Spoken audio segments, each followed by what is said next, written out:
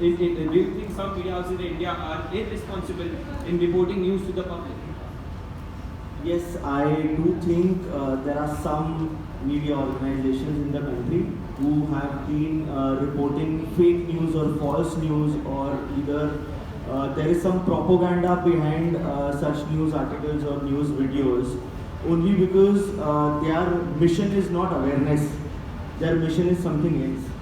Either they are tied up with some kind of anti-national propaganda, or I don't know what they want to achieve, but yes, there are a few. And I don't mind giving a few names or examples if I may. Okay, I'll not take names then. There's a female journalist who was reporting the Kargil war, and she had risked lives of our soldiers, and I think this is a big crime according to me. You cannot give information about the soldiers and things happening in the country during a war situation. So I think we all must not be inspired by such kind of people, because I think this is an anti-national activity going on. Apart from that, I think under the name of journalism, a lot of people have been seen fundraising for certain kind of activities. It's okay to do social work, every social activity needs funds, but there have been certain journalists, I won't name her, they have withdrawn charitable funds in their personal accounts, and now a case is going on. So I think they are misguiding journalism aspirants and the youth of this country. These people are usually very glamorous and they are very attractive, and our woke generation easily gets attracted towards such things. But beware of such kind of people, and yes, there are a lot of people who are creating mess in the industry. Thanks a lot. Next, I would like to ask everyone from Kiran sir that what do you prefer, honesty or loyalty in the field of media journalism? Honesty to the profession and loyalty to our readers.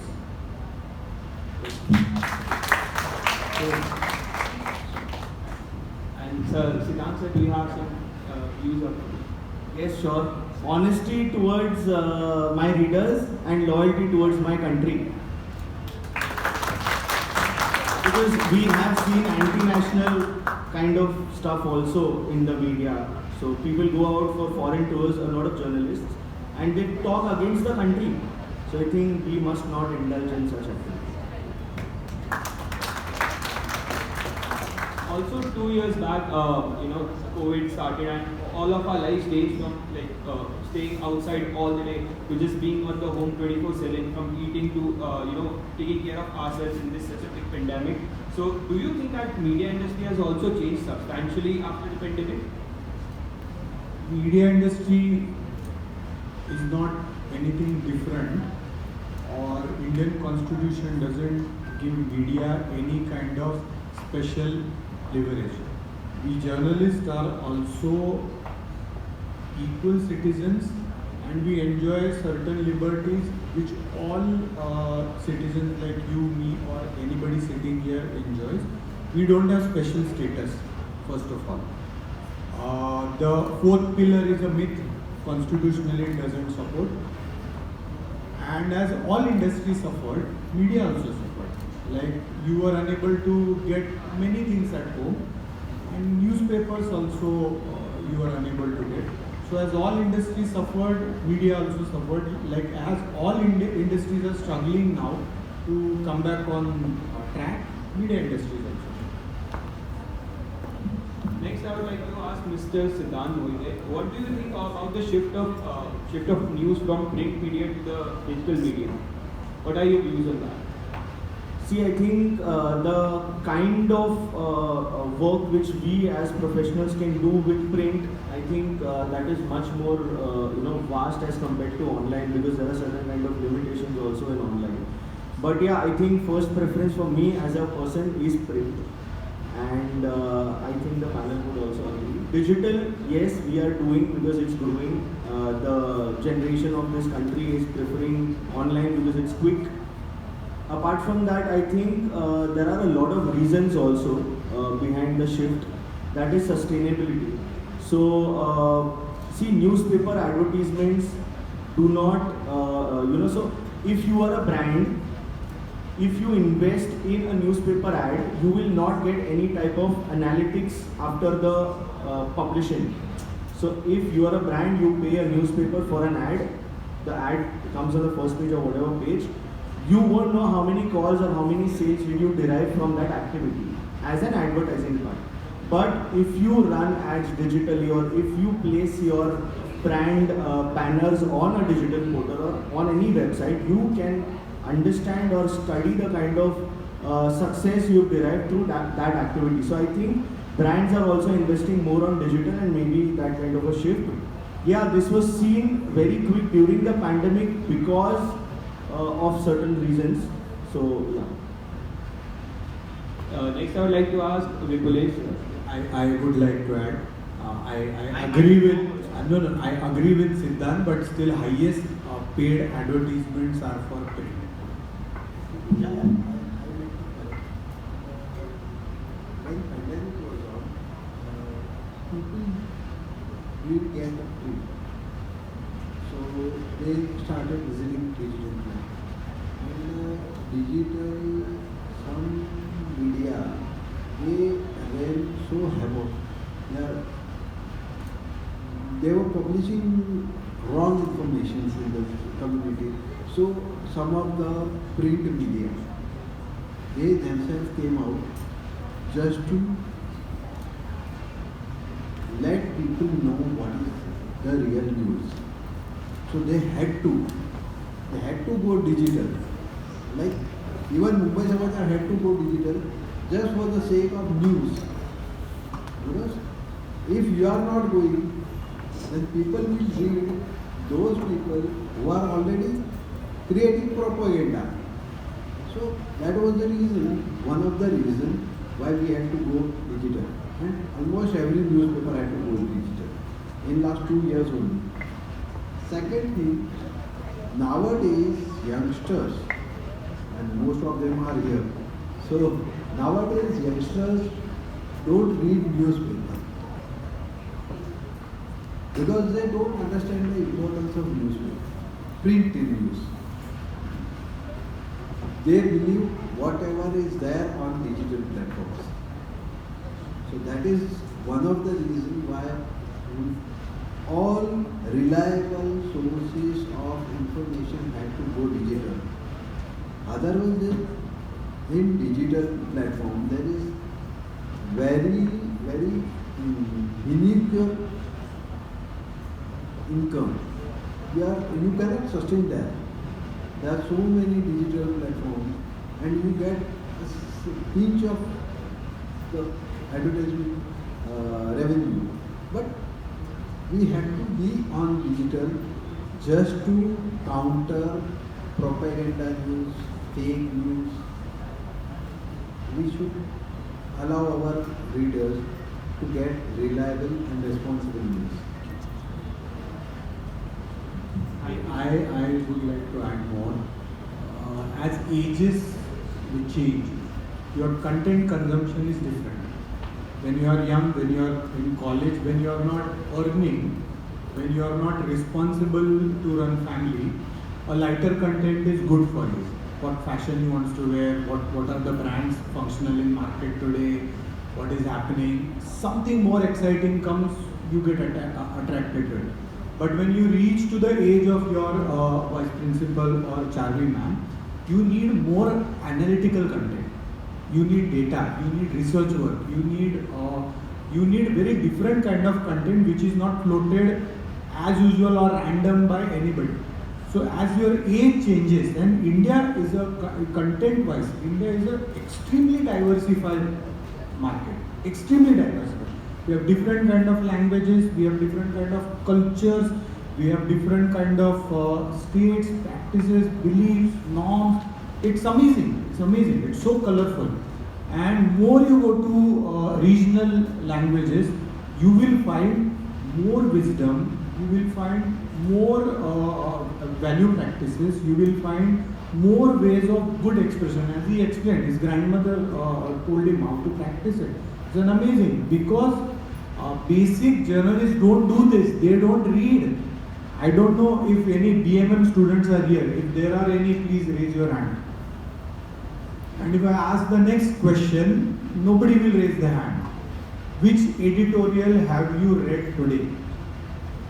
No, there is no. Now these people want career in media industry and they are not reading anything. So who will give them job? And why? As an employer, why should I give you job when you are not serious about your own content? You haven't read any editorial today. We outrageously reject people when they come to interviews to ask for an exam. My first question is, which newspaper you read every day? Then the typical answer is, today I couldn't read it because I was preparing for the interview. Yesterday, something else was there. Okay. Day before yesterday, nothing. Do you follow any columnist? No. Do you follow any author? No. Boss, why should we offer job to you if you are not serious to content? And then you won't be able to write anywhere. You won't be able to write in portals. You won't be able to write in digital platforms. Print, to forget, because print's reader is very serious. So they reject you outright. As we are on the topic of content, nowadays increase in internet consumption after the pandemic has led to fake news being spread all over the social media platforms, such as WhatsApp. So how do you think that the media industry would tackle it and prove what are the facts and how is your media outlets helping to provide the facts?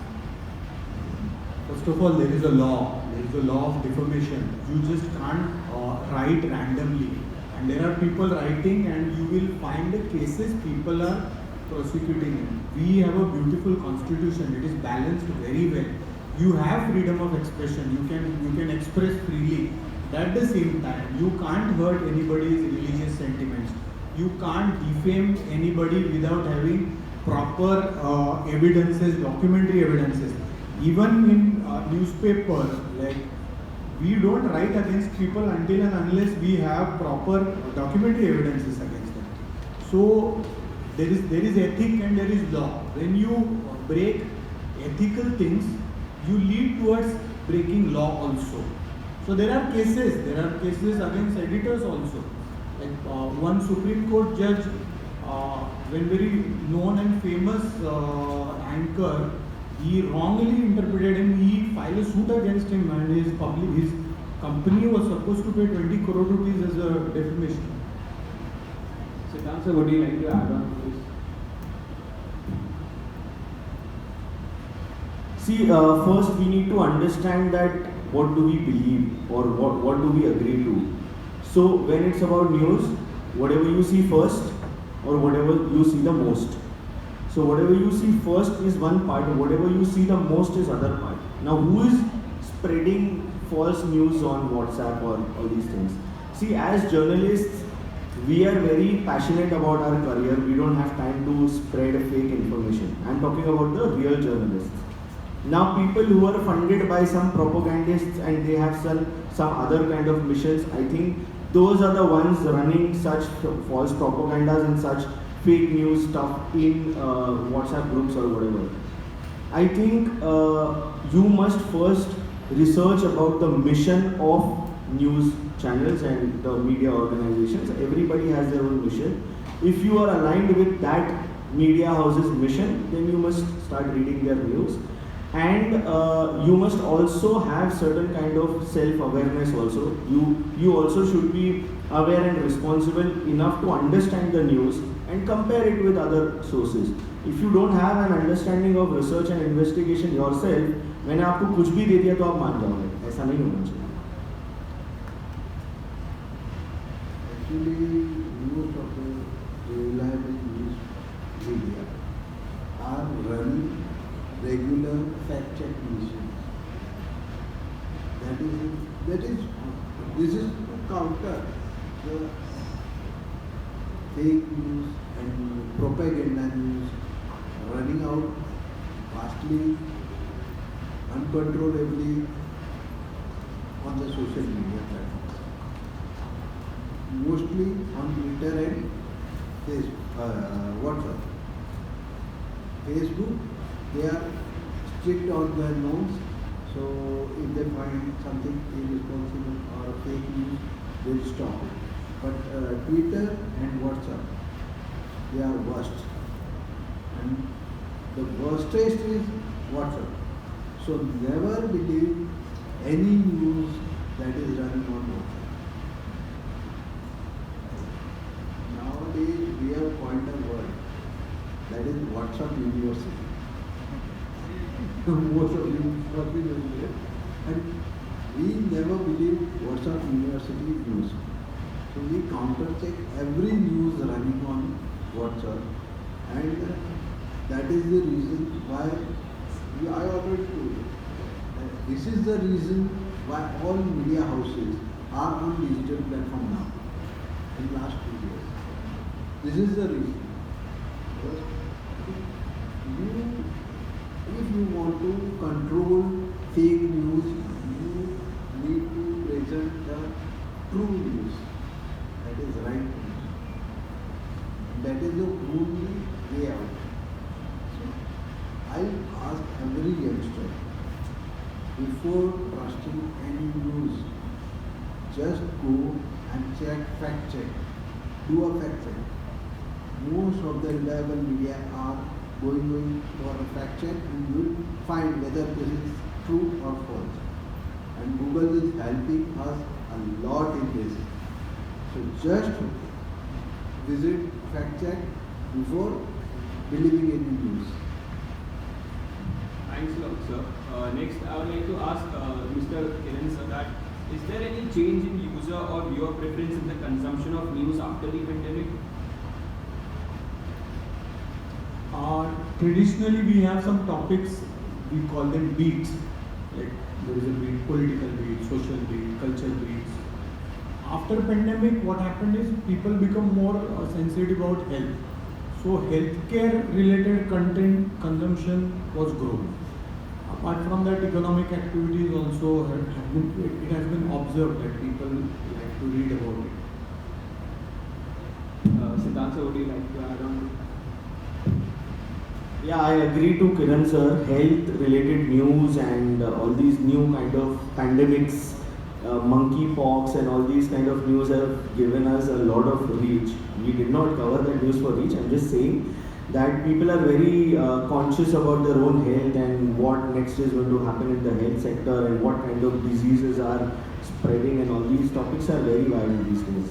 Apart from that, I think amongst youngsters, political news section is also very demanding. A lot of people are very much interested in politics. These two, according to me.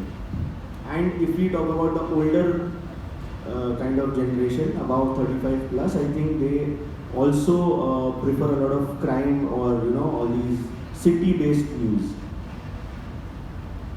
Also, while we are on the topic of presenting news after the pandemic, Vipul sir, do you think is there a employment crisis in the media sector that after the pandemic, into consideration that the massive layoffs that have happened in recent times, several media houses? First of all, we have to understand media economics before that. Indian media buyer is the cheapest media buyer in the world. If you go to Washington Post, New York DC, all the European or American newspapers, they pay high prices for newspapers and they buy because they are knowledge-driven economy. Newspaper economics is a diagonally opposite economics to any other industry. Like this water bottle, this comes for 10 rupees, I guess, and it must be manufacturing cost must be 6 rupees or 7 rupees, and the company makes profit of 3 rupees.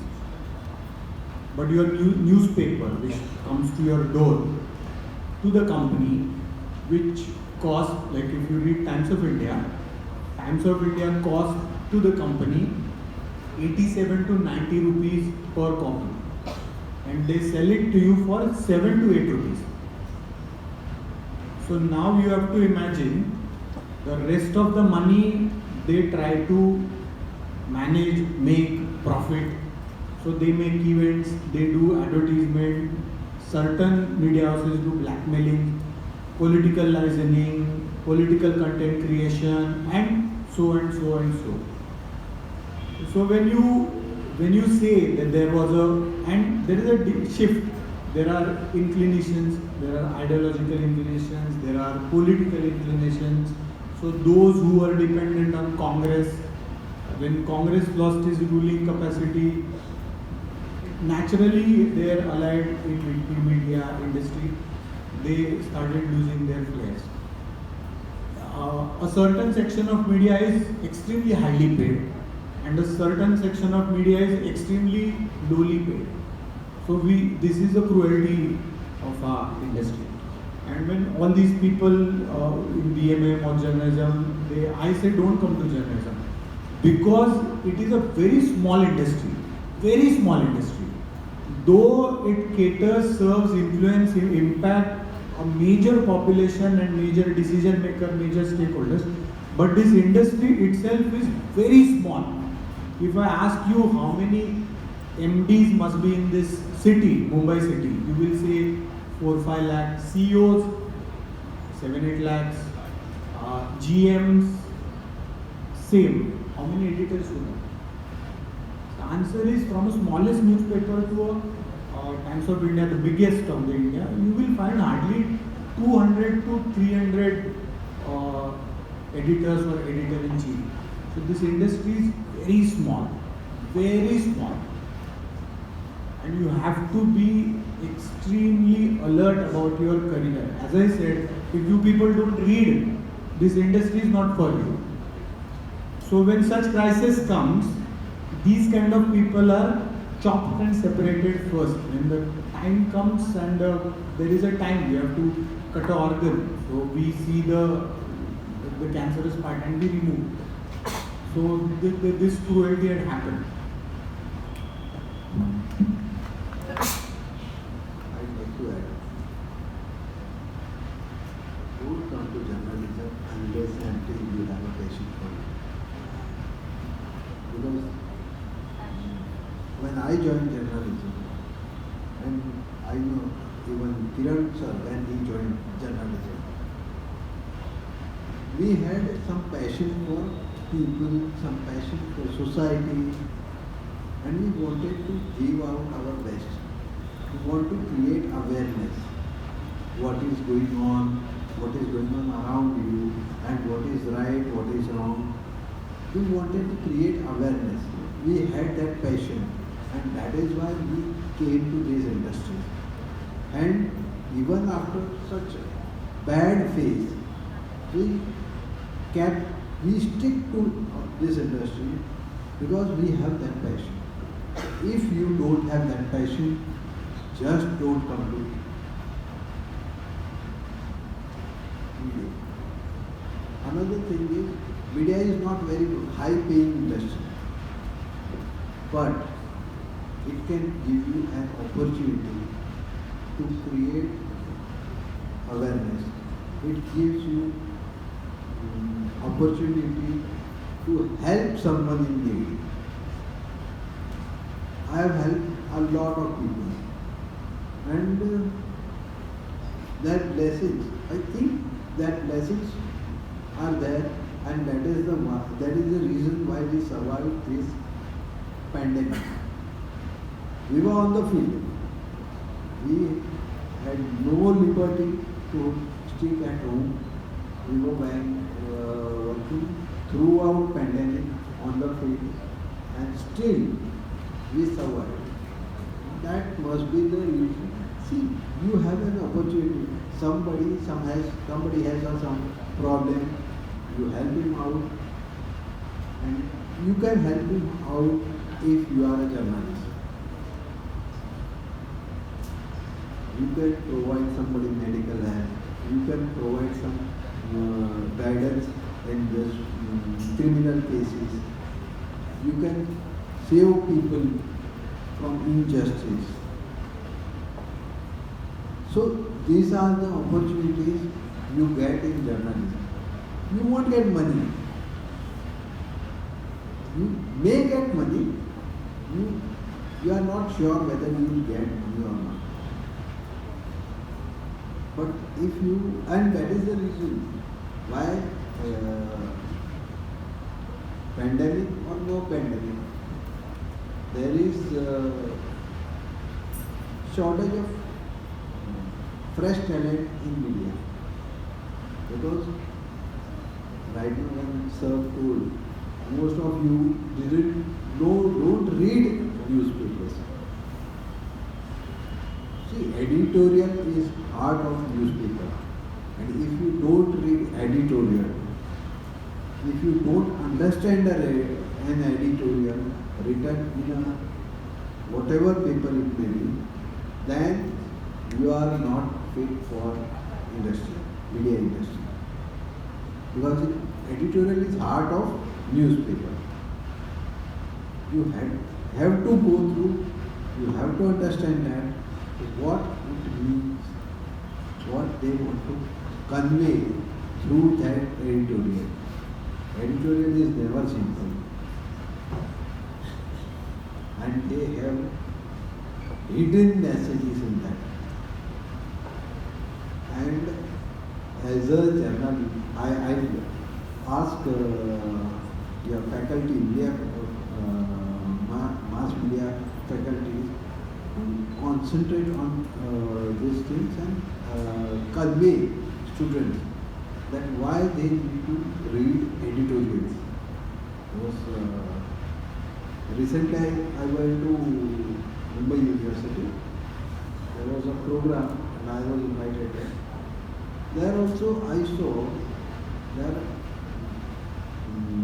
media students, most of them didn't qualify to what media person can be.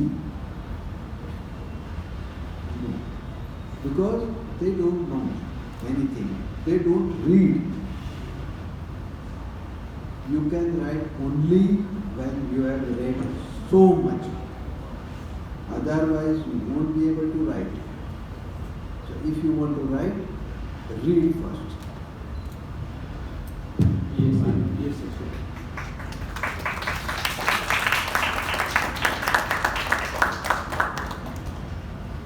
So, in a day's time, I usually interview around 50 candidates, mostly from the BMM background, mostly second year students, and sometimes first year, sometimes TY, because TY you don't get much of time for internships.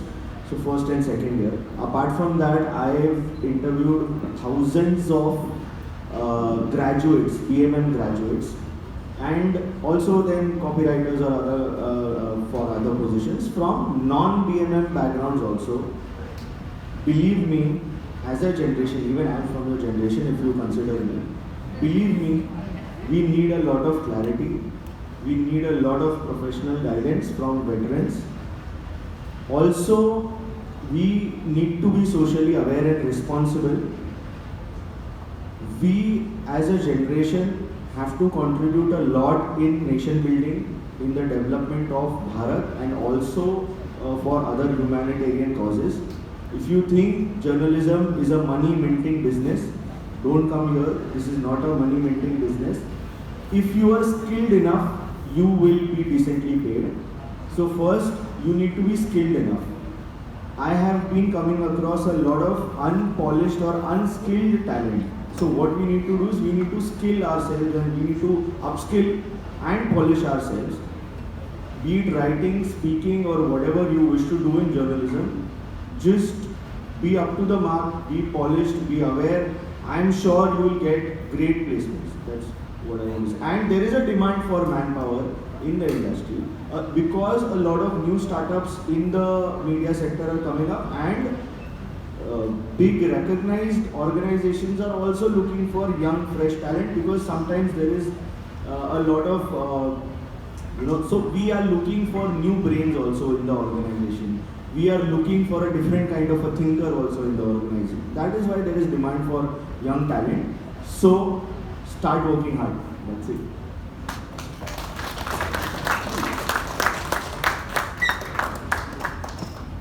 See, I am 50 plus. My newspaper is going on since 200 years. And they want to continue next 100 years. They want talents. But sadly saying, we are not able to form a second, third generation team. We have second generation team. We are not able to form a third generation team just because they are not capable in it. So after say around 8-10 years, when people like me, whole team will go out, what will be the future?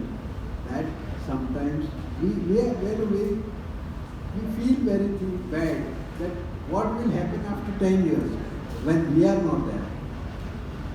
Our generation will be faded out in 10 years. Like this. What next? So, that is the reason why I started going to media institutions, ask them to do something better. Don't be just theoretical knowledge. Yeah, one basic. There was a big joke when I went to Mumbai University. I don't know how many of you also know. What is the 5W of journalism? Anybody can answer? Yeah, please. When, why, where, who, what. Great. So you know, only 2 fingers were up. That is very sad. Only 2 fingers were up. One H is also there. What is that? Great. So you at least know the basic principle. So there is a basic principle, and that is there is also answer of one previous question. When you have this 5W and 1H, then there is a very rare opportunity of going wrong, or it is going fake. Because when you have this 5W and 1H, that is reliable enough news. Thanks a lot, sir. As Kiran sir said that journalism is one of the smallest industry with a great impact. So there we often see many interferences in the media industry. So do you all feel that at times there is a pressure maintained on the media houses by different political parties? It's not only by political parties, it's by social groups, it's by religion groups, it's by corporates, it's by multiple factors are there, and you have to deal with it. You have to take it as a challenge and you have to deal with it. Siddhant, so would you like to add on to that? Yeah, so threats is a normal thing when you cover crime news. When you give out opinions which are disliked by a certain section of the society, so trolling is normal. You need to tackle that. And yes, political interference is there, or it is a part of the whole scene. So I think I am lucky enough to be working in Maharashtra. If I was in West Bengal, I would have been killed till now. So yeah, there is kind of a pressure. So it depends geographically also. If you are working in a safe state, then it's a good thing. You don't make greeting cards, you make newspapers. I would like to add one my real life incident. Around 20 years back, when Bala Thackeray, you all know the Bala Thackeray. When Bala Thackeray was in full form, and this is my own story. This is not something made out. I had some story on Bala Thackeray. I gave it to my editorial, and they thought that it is very interesting and people must get this news. So they print. Next day, some of the Shiv Sainik were outside our Mumbai Samachar office in the fort. So around 10 a.m. when I was just sleeping, because we normally leave our offices at 11 in the night. We reach home by around 1:30. We read something or we watch something, some news, and after that, by the time we sleep, it's around 2:33. So in the morning, there is no chance of getting up around 7, 8, 10. I was sleeping when phone came that there is havoc outside our office. What you have given news, these people are going to do something very bad. So I just got up. I read what is printed in the newspaper. So then I called up Matoshi, talked to Barasai. I directly did talk to him, and he said nobody will touch any property of Mumbai Samachar because you have wrote nothing false. Even if you are not false, you are not giving fake news, even if you are not giving any propaganda news, there is a chance. So there is every chance of being under pressure from any people, anytime. But if you are firm, if you are not gone out of your border, so if you are not going fake, then nobody will dare to touch you. There is a way out everywhere, but this is like this pressure is constant, and political pressure and corporate pressure, they are worst. So sometimes you have to sell your company, media company, to a business person just because you are going way out.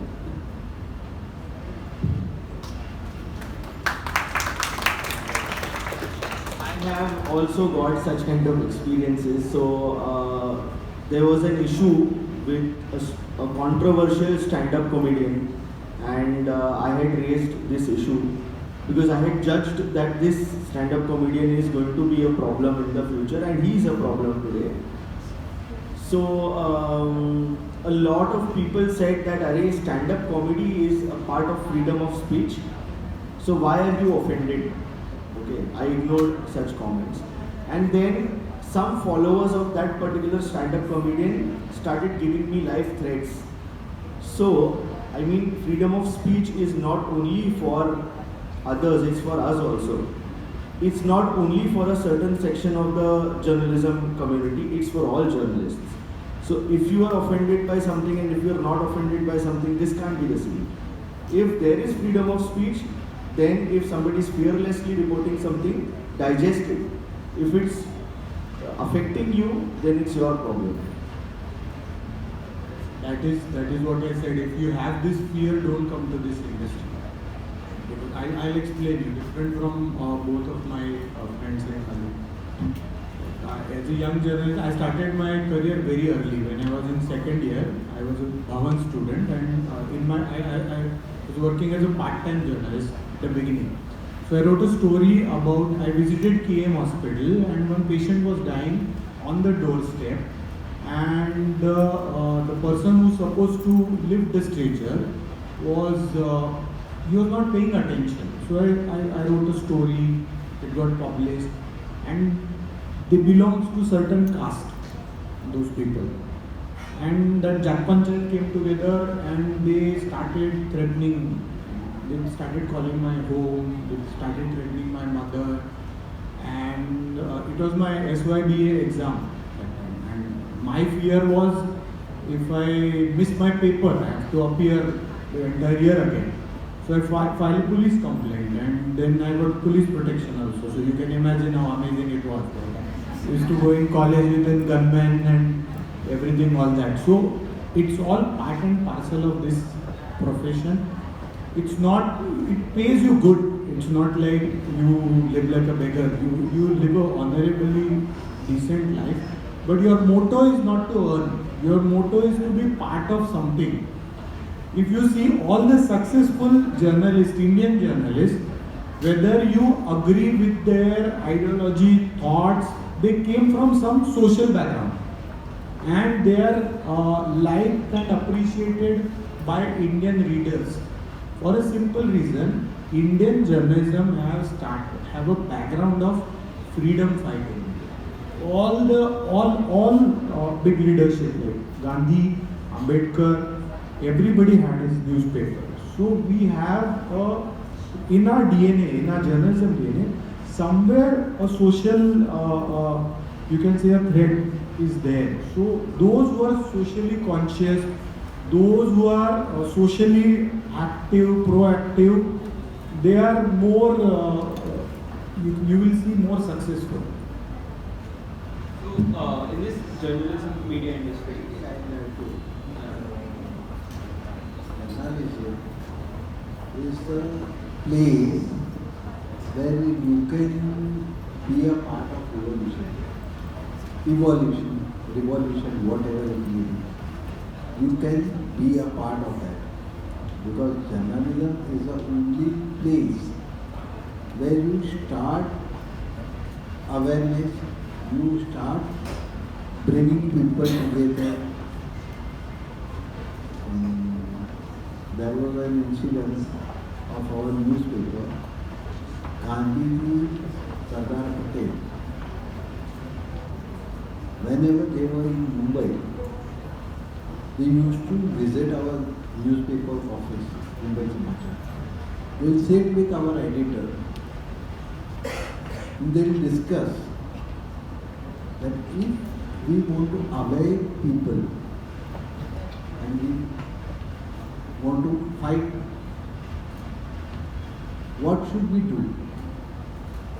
So these are real incidents and we have photographs of these people in our office.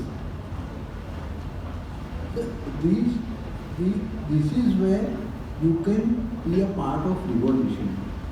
You can change the society, you can change everything.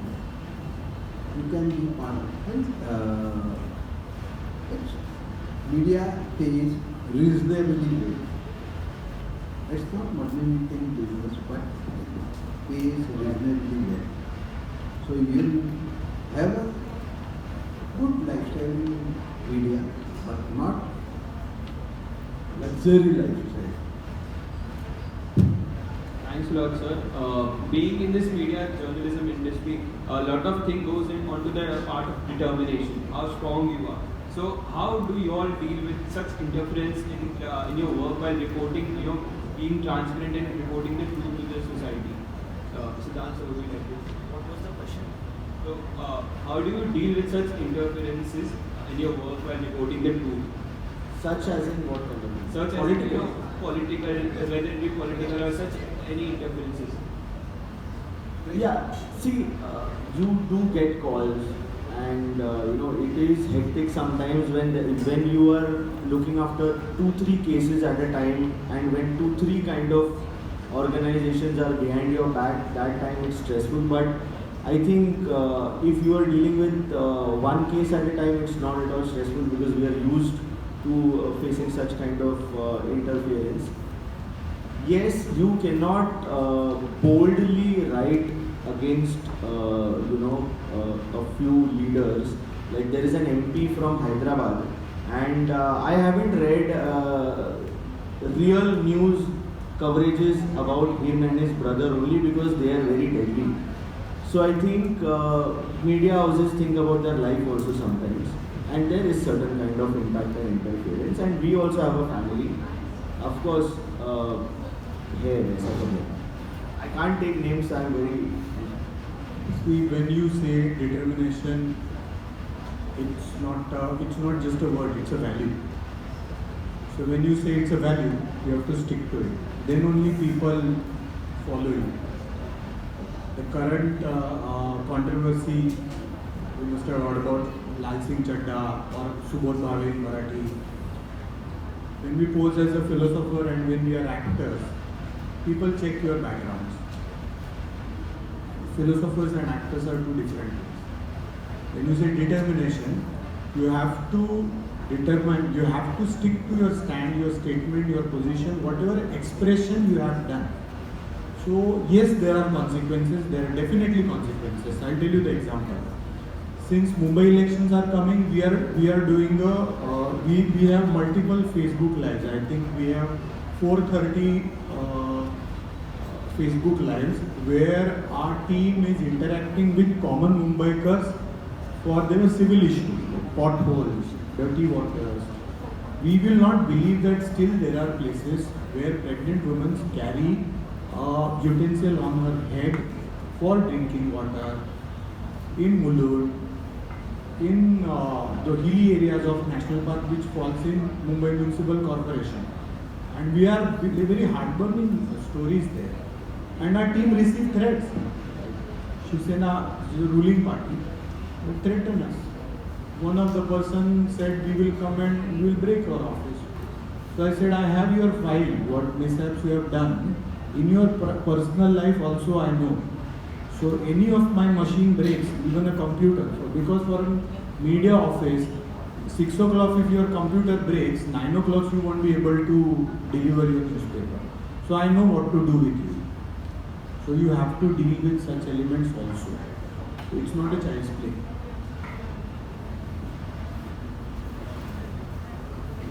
Going to next question, do you think that media industry in India is losing its freedom due to political pressure, or can you give some examples on the views for the same? Would you like to know? Not losing freedom. Media freedom is there, but media is controlled. And controlled since 1975. Or maybe 1965, if I am not wrong. But media get into habit of this being controlled and yet work fully. There are some media houses, I appreciate that, daring. They publish any news against government very boldly. I'll appreciate it. Normally, journalism students are here, so I like to make them aware what is. Normally, there are two types of media. One is pro-government and one is anti-government. This anti-government media will stick to its rank and file till the death. So whichever government is there, BJP government or Shiv Sena government, they'll go their way only. They'll find out some loopholes, some wrongdoings. Then they are reliable. But they are anti-government, so they'll find only faults in government. And pro-media is whatever government says is the final word. One more media is there, that is neutral media. They are neither pro-government nor anti-government. They will try to do fact check of everything and then present the news. So they never, like Mumbai Samachar, we never do anything without taking both the parties in confidence. We'll talk to both the parties and then we'll do the next. This is normal procedure. And when pressures are there, we know how to handle it. Because if we are not aware of how to handle it, our seniors were there to guide us. How will you go with certain situations, certain people, and they guided us well so that we are still there in the industry. There are many people. Everybody must be knowing journalism students. Mahanagar office was vandalized. That was the biggest attack in media in the recent past. And after that, Republic News office was vandalized. That was also, but not at the level of what Mahanagar office was. But still, both the editors, they are working in the field till date. So these incidents happen, but we have to stick to our determination, our soul, that we are not doing wrong. Trust yourself. Then only you will be able to sustain in this field. Siddhant sir and Kiran sir, would you like to add on to this? No, I don't think so, for a simple reason. We have a beautiful constitution and it gives us fundamental right to express. You may not be on media, but there is social media now. So you can be vocal, you can talk the things you want to. When it comes to control, see, someone takes your control when they takes your control, when you become needy. As sir said, that it's not an industry. When you want to do some courageous things, like you are supposed to go on borders to make some exclusive stories, then you have to have good relation with your own ministers. So you go and when you fall in trap of appeasement, you are definitely going to be controlled. If you really want to be loyal to your ethics, your things, I don't think anybody can control you. I think the time in which I have joined this field, I think I'm really very free. There is a lot of freedom right now, and I feel very blessed to be born in this tenure of media freedom, and I feel very blessed to be a part of this industry during the most free part of the media freedom. So I think okay, the government is there, but as sir said, there are certain kind of people which are pro-government and anti-government. But I have found a new breed in between. They are against the central government, but they will not be against the state government of Maharashtra, like the previous government. A lot of journalists, I don't want to name as you restricted me, they have been talking about against the central government, but when I used to tell them that there is a big multi-million crore mismanagement in Mumbai, in the financial capital of Mumbai, why don't you write? They are like, no, we can't do that. So there is some kind of a propaganda. You are, working for somebody who is not in the government. So your question needs to be changed in the next round. It's not that only governments control media. There are certain kind of other bodies or people or some powers which are not visible to our generation and the citizens, but somebody is controlling them. Only because they are into appeasement.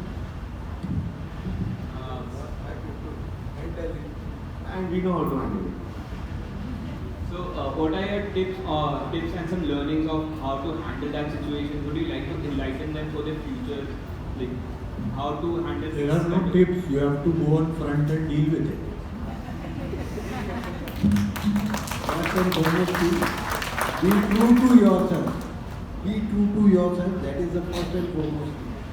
Then there are people. Your seniors are there. They will definitely help you out. And one thing, you will learn from your mistakes. So we have learned. Maybe. And I think give an example. You want to be a journalist, you have to front it. Otherwise, become a blogger, writer, YouTuber. writer, influencer. Even YouTubers also they have to face. Telling truth is not very easy. Nobody likes it. So like, as I said, we don't make greeting cards. We make newspapers. You have to deal with it. There is a cost. And as I said, governments are not the only bodies which could control the media. There are some kind of other invisible propagandist people or bodies also, according to me. I can give you a very good example on this question. You all, like our generation, we who are around 13 years old to 35 years old or 30 years old, we were talking about one issue in 2019 and 20, that was CAA and NRC. Okay? All the big media giants, I would call them giants, okay, they were against this for some reason. I never found out that reason. What was wrong with CAA? And journalists who talk against the system, how much governance do they understand?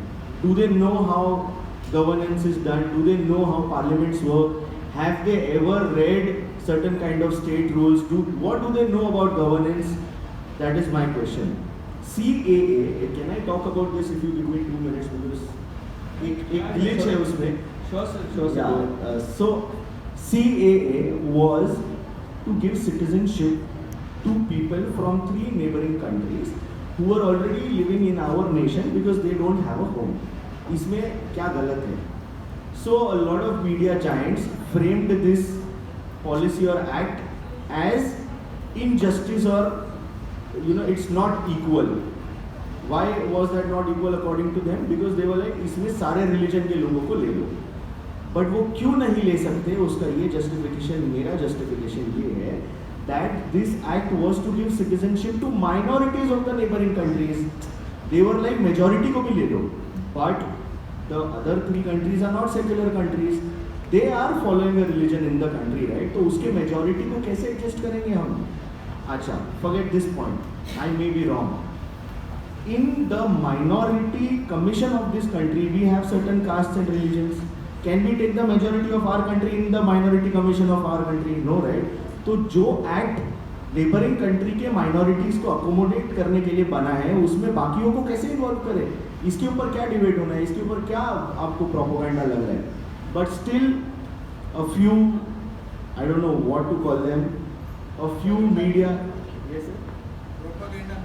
propagandist people tried to confuse the generation. I lost a lot of friends. I lost a lot of good relations with family members also. Why? Because they were misinformed. They got into the trap of false propaganda and false news. देश को बदनाम करने से आप बहुत बड़े कोई नहीं हो जाओगे. समझ तो लो क्या है law. So I think we all were misguided. This happened with the farm law also, according to me. We don't understand the depth of the situation, the depth of the act. Parliamentarians are not, illiterate people or whatever. They have worked hard throughout their lives and people have voted for them and they have made the laws. Now as media people, we can't say that this law is not right for the country. We need to analyze and we need to inform our readers that what is our opinion as an editor or whatever. But there are some media organizations who give a judgment. So media trials, I think, is a very wrong thing, and that's it. I rest my case.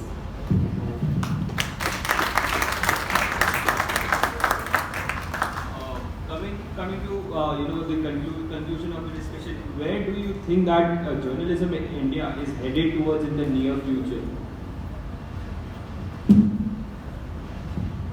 Journalism in India have great scope, but it's a highly skilled industry.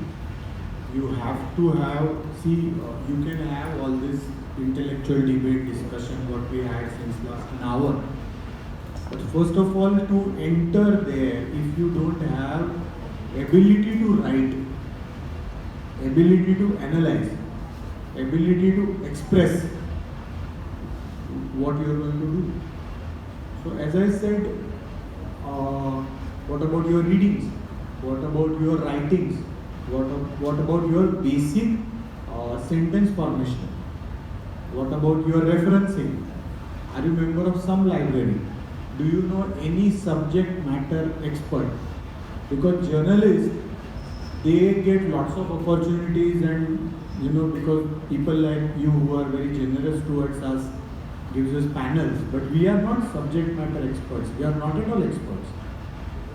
So as a journalist, you have to interact with multiple experts. You're supposed to write on wildlife content. What do you know about wildlife? You don't know anything. So you have to, in consultation with some wildlife expert, biologist, zoologist, if you're supposed to write on constitution, you have to have dialogue with some constitution stalwart, some lawyer, or someone who's really a subject matter expert. And he will not entertain you because you are a journalism student or you are a journalist. Many of the stalwarts, they do not like to interact with anybody because they don't want to waste their time. And if you ask me personally, I don't like to meet people who comes for a job who don't read newspapers, who don't read anything. As a matter of fact, people don't read anything. We say we read on web, but what we read on web? If you consider web content, then the challenge is higher because in print we have 700 pages slot to write. We have 1000-word space to write. There are different forms. There are news features, there are reactions, there are interviews, there are large articles, there are small articles, there are small pieces. So all these are different kind of expressions, and they all need different kind of faculties to write. So if you don't deal with it, you will never become master of anything. So journalists are generally jack of all and master of nothing. So to become jack of all, you need to be reading a lot. You need to be, because when you try to establish communication with someone, that person also checks what is your ability to understand. Social media demands content in minimum words. Minimum words. Now there are reels. What is reels? What is the science? As a student of mass communication, I always feel reel is what? Reel is the shortest form of expression.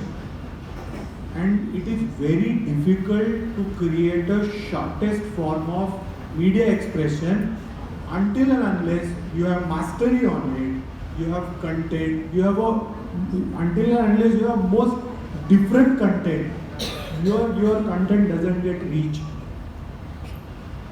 Your content doesn't get reach. So you have to see to this picture entirely in a diagonal direction as a part of profession, because there are a lot of BMM students and they want to enter. First I said, like, if you don't read, just don't come here, because it's a cruel industry. It's a very cruel industry. You will be spending most prime years of your age where you can adopt any other skill, and end of the story you will land up in mess. And in BMM there is a bigger risk. End of the story, you don't understand that whether you want to go for journalism or for event management or for advertisement. And if you ask me, these three are totally different faculties. We have stalwarts like Piyush Pandya, who's amazing at advertisement. And their focus is advertisement. They don't write news.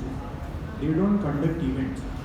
So you have to decide your focus. In our publication, we tell people like, okay, you're a journalist, but concentrate on something.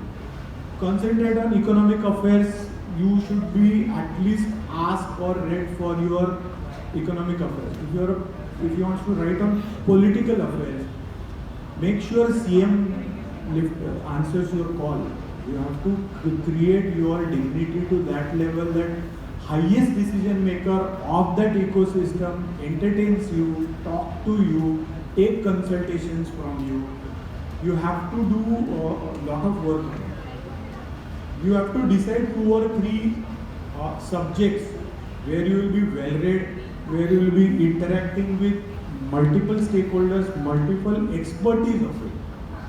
If you're fond of army, you have to know artillery. The war journalism are totally different faculty, be it civil issues, politics, economic affairs, medico, lots of things are there.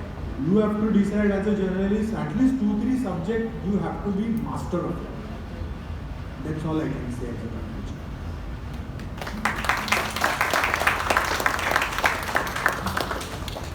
जब तक यहाँ है तब तक दुनिया है.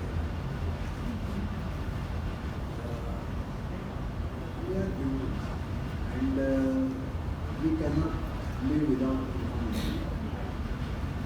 So till the human life is there, media industry will remain. The form may change. So nowadays, youngsters, they are using different type of media. But media is there, and media will remain. Form may change, but media will remain. So scope is there. Scope was always there and will always be there. Now, second thing, you must first decide what you want to do with media. Do you really want to help people to get justice? Be in media. You can do that. You want to really help people in finding some way out of or giving real news, then be in media. But if you want luxury life, big car, just change your feet.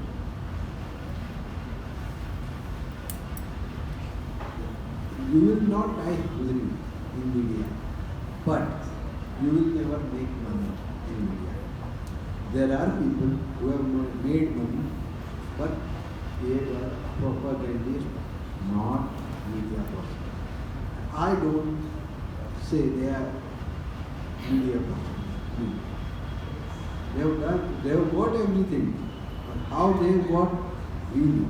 Because I have been in media since 30 years. And 30 years back, I was living in Vasai. Today, I am living in Vasai. There are people who came from as long as Lead or Rajapur or somewhere, and they are having luxurious flight in Mumbai. That is also a side of media. And this is also a side of media. Sometimes you are lured by people because you are a journalist, and they try to lure you because they want to corrupt you. If you get corrupted, you will never, ever be able to say the truth.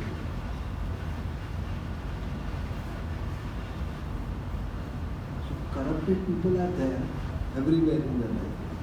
But if you want really to revive your society, your community, help create awareness, then media is there. Be there. Media will remain. So there is nothing like media will die or cease or it's form of energy. It will remain ever.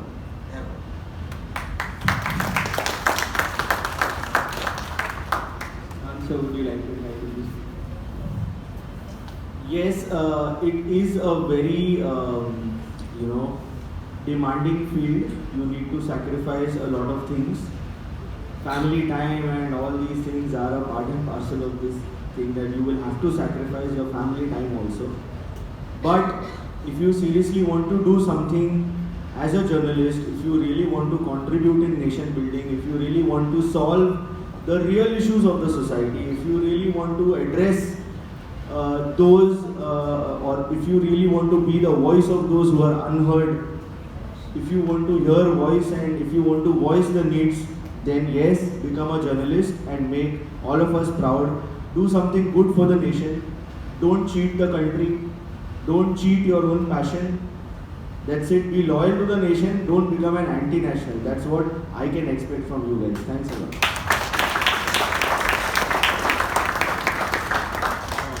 At last, I would like to ask Mr.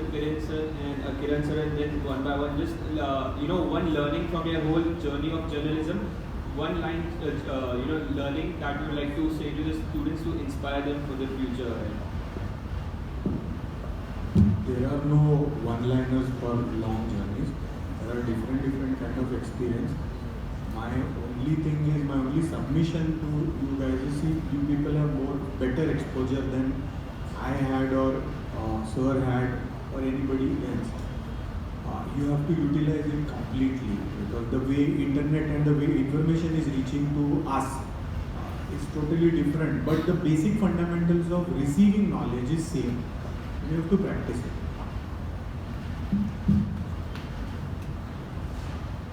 There is no shortcut to life.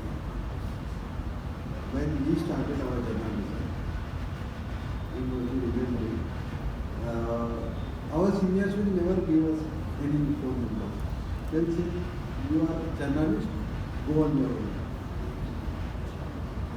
I remember, I have called 197 for telephone number of a particular person. You must not be even knowing what is 197 is.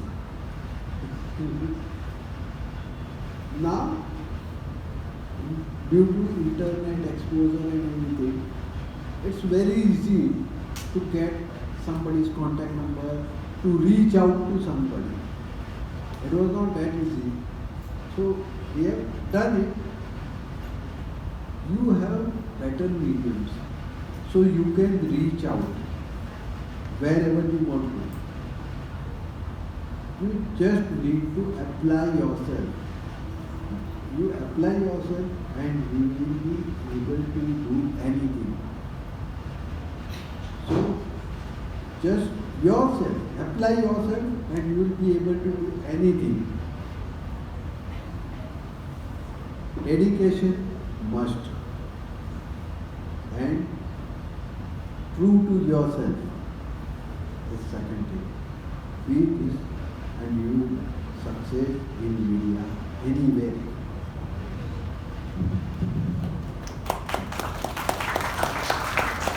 So one learning, right? See, you cannot become successful without hard work.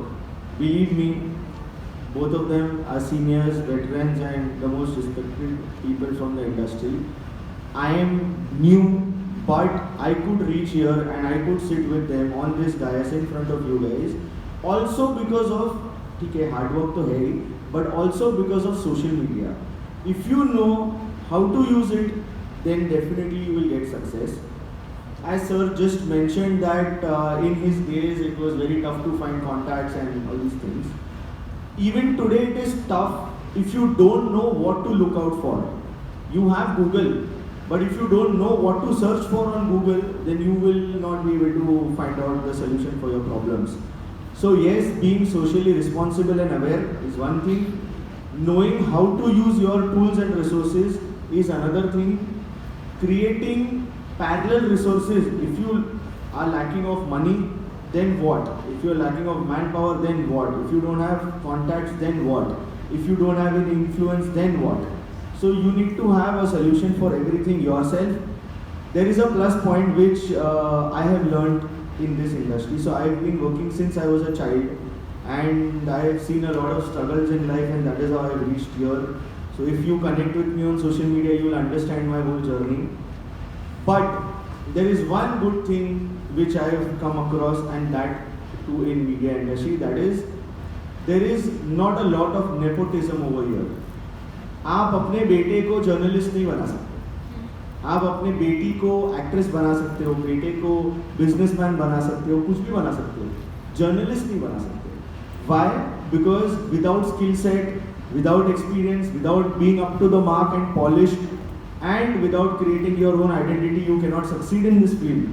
Forget about joining and exiting. So I think a non-nepotism based industry is journalism, and you must Look forward to it, work hard, and then the world is yours. Thanks a lot. Yes, hard work definitely pays. Sure, sir. Thanks a lot for everyone for coming for the panel discussion. I would like to also thank Mr. Siddhant Mohite, Mr. Vipulesh Vaidya, and also Mr. Kiran Shala for coming and spending their time. Thank you so much, all of you. Now I would like to call upon Smriti, our Secretary General of Think India, to facilitate the panelists.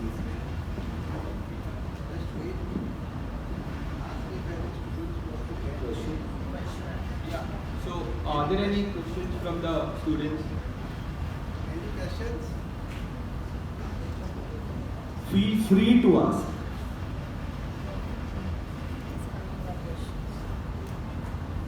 I have visited a lot of institutions. Feel free to ask any of your questions you have in your mind. Just don't suppress it. Listening.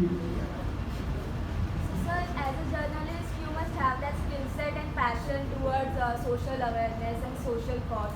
But apart from that, what was your cause to join this field, and what is your motto to keep on going with it? My motto? Yes. And what was your cause also to join So, this field? Yeah, so I have a social background. When I was when I was 11 years old, I joined. When I was 11 years old, I joined an XYZ kind of an organization. I can't take names, as he said. And while I was volunteering, I learned that okay, people from my generation need a platform. So I started my own NGO when I was 17 years old in 2012. Then 10 years I was doing social work, and then I understood that okay, now I need to become a journalist to voice the voiceless. So that was my passion, that not a lot of people get an opportunity to voice themselves, and media is a good tool to give justice to people. I have got a lot of messages from people saying thank you, हमारा काम हो गया, or there was a poor man who sent me a voice note. And so on Twitter, whenever we see a problem, Mumbai Uncensored sees a problem, we reach out to them and we tell them that tell your problems to us. तुमच्या समस्या आम्हाला सांगा, and we will address that through our news, and then let's see what happens. So when we started this, I got a voice note from a man saying that his builder is not giving him the house even after making a payment, and we covered that article after scrutinizing all the documents, after checking the case papers and everything. Believe me, in the next 8 to 10 hours, he sent another voice note saying that he has got his house and now he does not need any more help. And he's like, sir, abhi unke side se bhi kuch likh dijiye. So I think it is a very good tool to give justice. And if you really want to help people, you must go ahead. As I said, actually they have taken our introductions, but I guess he forgot, and he must be having the anxieties. I started writing very early when I was in 8th standard. My first commitment was writing, and I was a voracious reader. I was reading because my family, I'm a 80 born, and all the 80 borns are like 80s to 90s. Mumbai, especially this city, was very vibrant. There was multiple activities happening, and a person without being socially conscious, it was fun. So I was reading a lot. Then I contributed in a lot of social projects. In Virar, we run a school for tribal girls, specifically tribal girls. And there are multiple activities, like I do lot in wildlife. We are into scientific wildlife conservations of habitats. We do for species. I have a team, it's not solely me, but we are like big team. And you can ask more questions as for your career. I will not ask what you have read yesterday or today.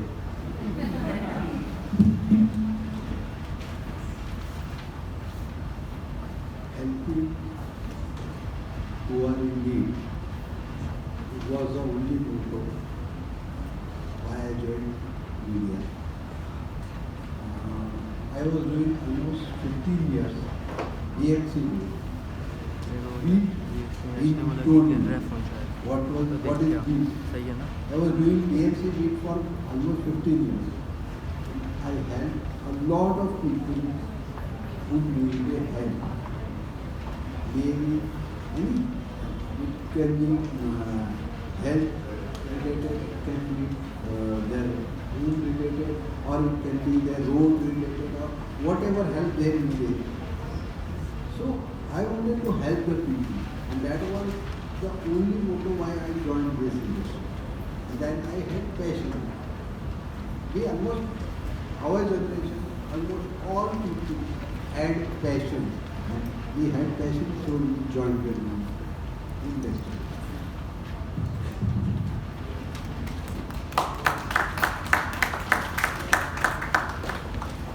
Are there any other questions from the students?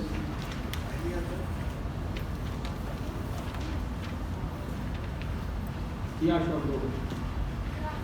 So can you elaborate on the role of social media in creating false news and how can the viewers not fall in trap in that trap? Can you come a little ahead and ask? Social media is actually it's our life. We in our family also we have some good people, some bad people, and some propaganda people. So social media is like that only. And social media is now being controlled by some specific groups, and if they want to do some propaganda, they'll go on and on and on. They have full teams. Yes, BJP also have a social media team. Congress also have social media team. Samajwadi Party has also have a social media team. So in social media, normally three types of people are there: rightist, leftist, and neutral. They sound. Now it is up to you what you want to subscribe for. Anything on social media, just fact check. Because all responsible media houses are running this fact check trial. So do a fact check trial. You will come to know what is propaganda, what is fake, and what is the truth. Thank you. Social media will have a greater role, and in further times it will have more and more impact. As I said, how much and how you want to engage with social media, that you have to decide. As a journalist, you and me, I remove my Instagram account for 10 days, then I am on Instagram for 10 days continuous. Then I remove again, and this is continuous. I think this is working for me. It may not work for you, but you have to be choosy about your content. The day you decide what is your subject matter, you will automatically start finding the right ecosystem for you, right information for you. Thank you. Thank you so much. Yeah. Are there any other questions? Yeah, sure, go ahead.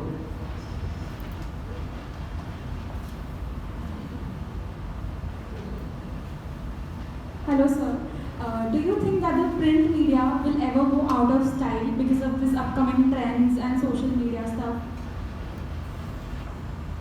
The situation you see in India right now, the situation arrived in US around 10 years back. Print media is surviving there, and print media will survive here. Because print media is the only place where you will find real, reliable, responsible news. And the second thing, I don't know whether you all know or not, digital media news is not admissible in any court of law.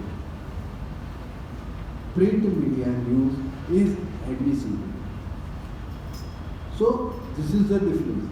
Print media will survive, will be there, always. If you check data with IMB ministry, it is a ministry which gives licenses. You get registration for your tomorrow if you are willing to start a newspaper, you have to do registration there. This data is before pandemic.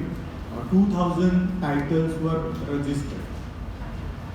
The simple reason print media will not die in our country is we are a new nation. Culturally, we are a 1,000-year back nation, but constitutionally we are 75-100-year country. The rate of education and the rate of literacy, the way it is growing, media buying is also growing. There will be different kind of, there will 4 pages newspaper, 2 pages newspaper, 12 pages newspaper.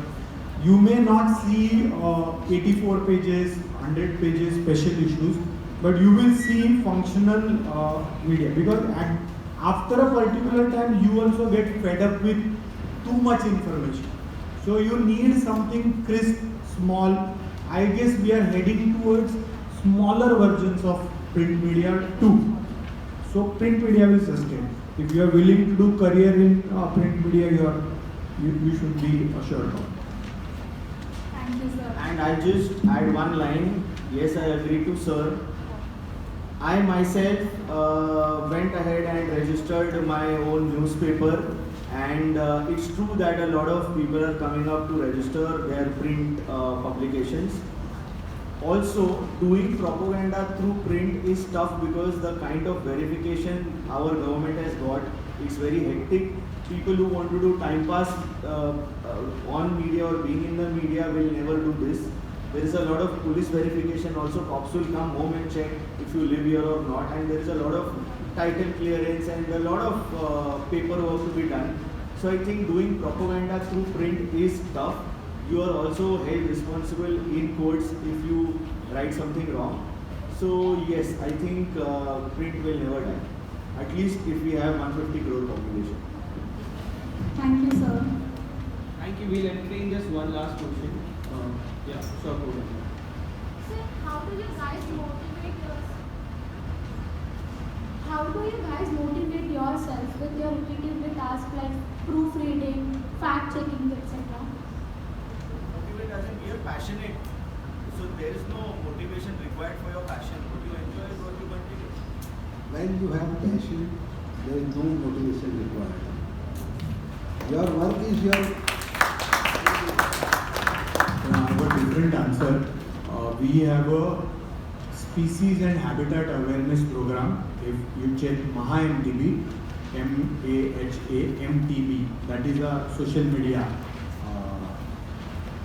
Facebook page. We have series of 100 videos which explains species and habitats. Mostly now we are doing Western Ghats. There are small videos explaining habitat, vital, like people who are playing vital role in conservation. We have a driver. His wife delivered baby 2 days back. He refused to come back to see his baby.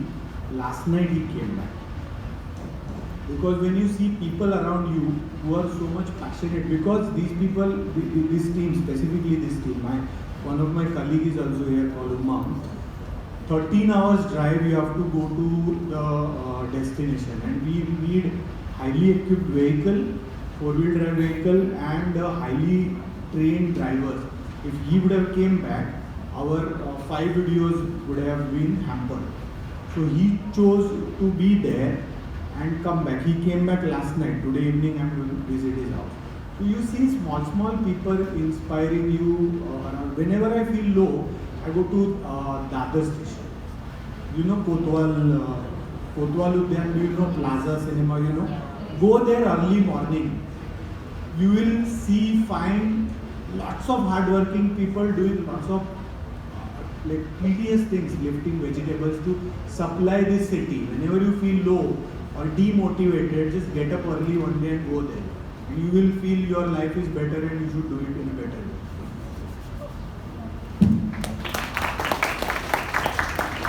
Thanks a lot. lot everyone. Now I'd like to Smil to conclude.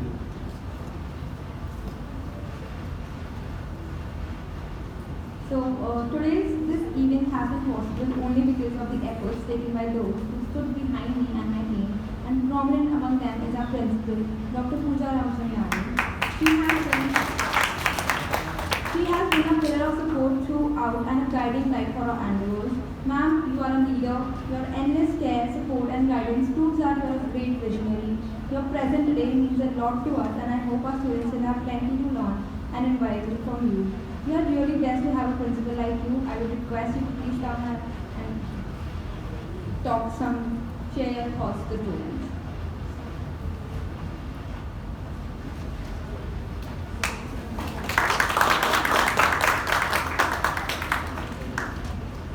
Whenever I get credit for things that I don't do, I always smile and say, students, you all are great, that you give credit for the things that you do in HR college.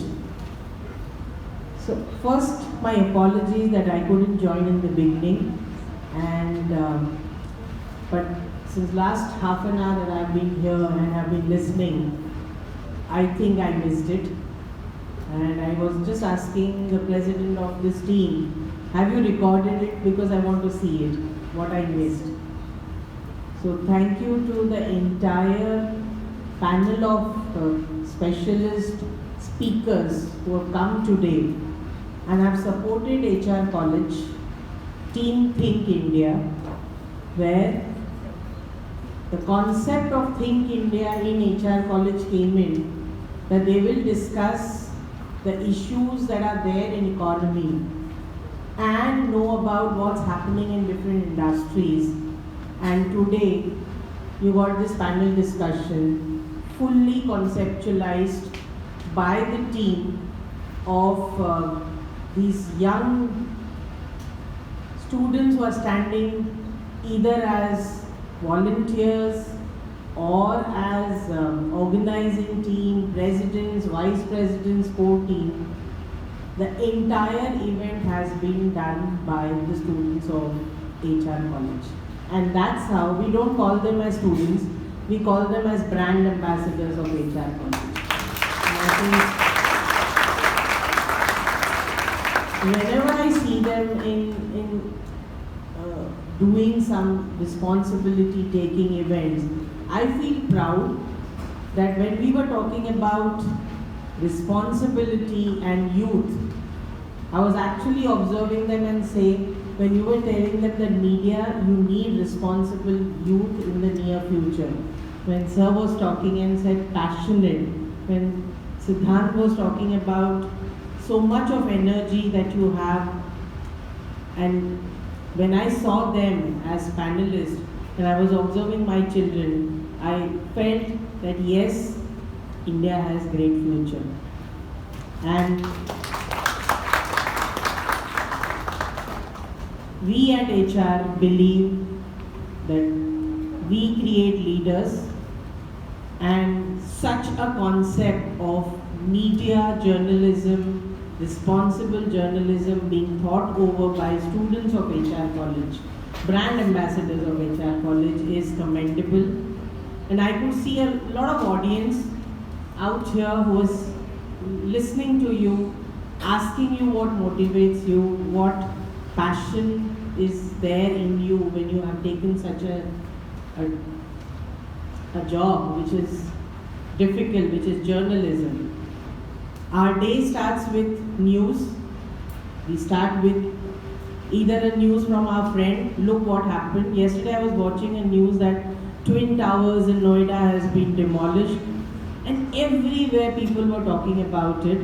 And I was just remembering here that how media can give you so much,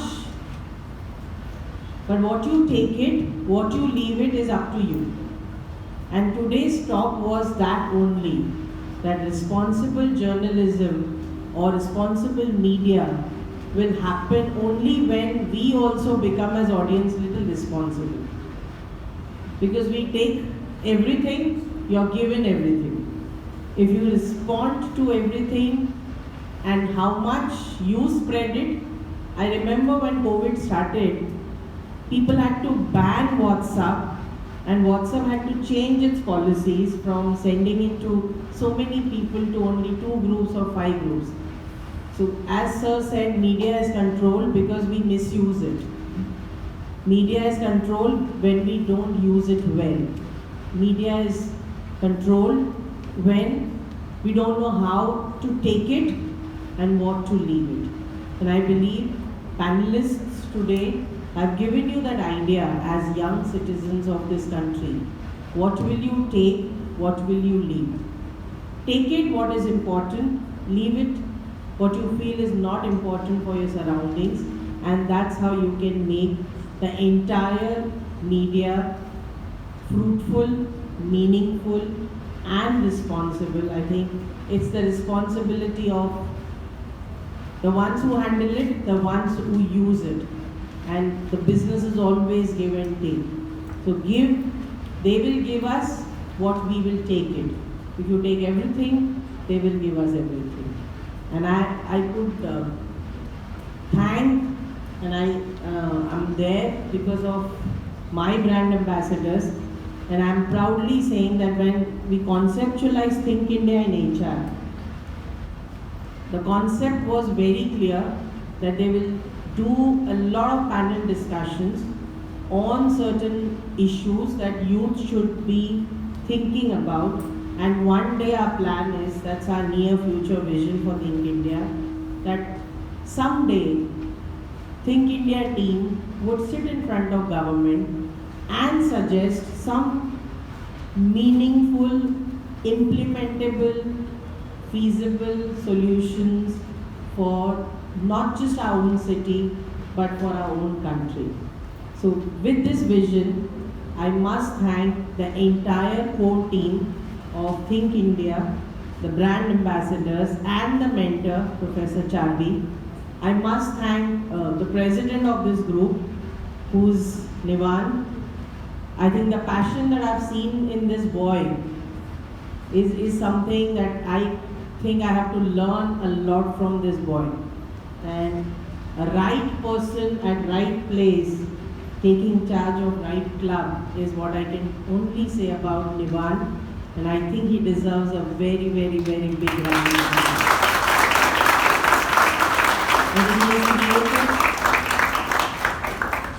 He has created this family of thinking tanks of HR.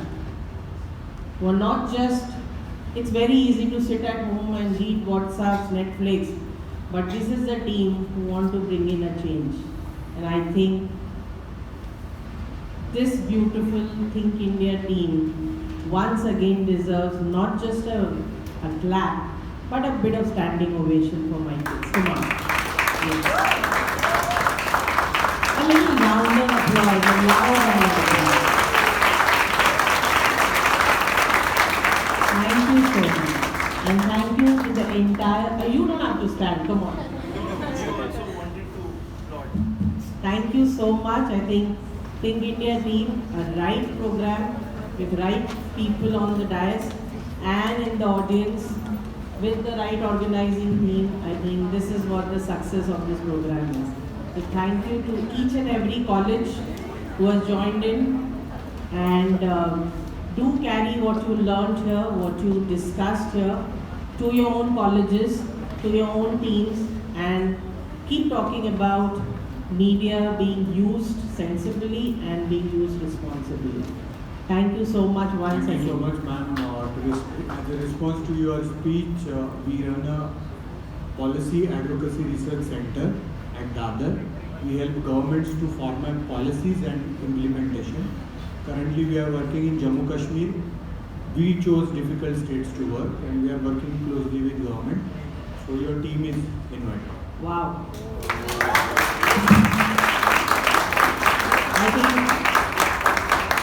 the whole objective of college is that leaders are visible and leaders who are employable are visible, and I think this is what the history and the success of Think India team is, that Sir has just observed some students working and have been invited. So I feel proud and privileged that my team is invited For I think this is great. We have got what we wanted. Thank you so much. Thank you. Looking forward. Thank you, my dear brand ambassador.